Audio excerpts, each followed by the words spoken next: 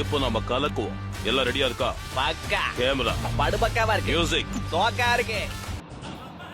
இன்னைக்கு காலையில் சரியான போட்டியில் இந்த நாள் ஆரம்பிச்சுது. நம்மளும் நம்ம நண்பனான பாலா சார் அவர் தான். அவரும் நானும் புஷ்அப் சேலஞ்ச் பண்ணோம்.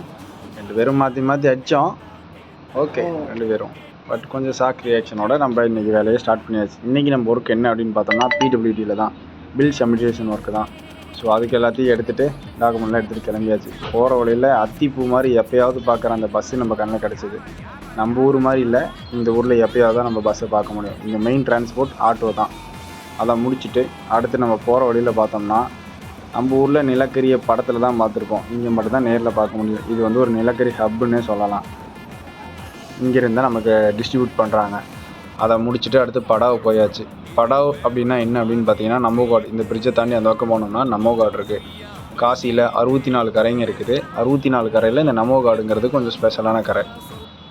அதை முடிச்சுட்டு அப்படியே நம்ம ட்ராவல் பண்ணி ஒரு டீ ஒன்று போட்டு, ஆஃபீஸ் ஒர்க்கை முடிச்சு ஈவினிங் டீ ஒன்று போட்டு அங்கேருந்து திருப்பி ரிட்டர்ன் கிளம்புற வழியில் இங்கே தெரியுது பார்த்திங்களா இந்த மாட்டு சிலை. இதுதான் வந்து நம்ம காலபைரவர் போகிற வழிக்கு திசைக்காட்டி. அந்த வழியில் போயிட்டு இது காசியோட கரை.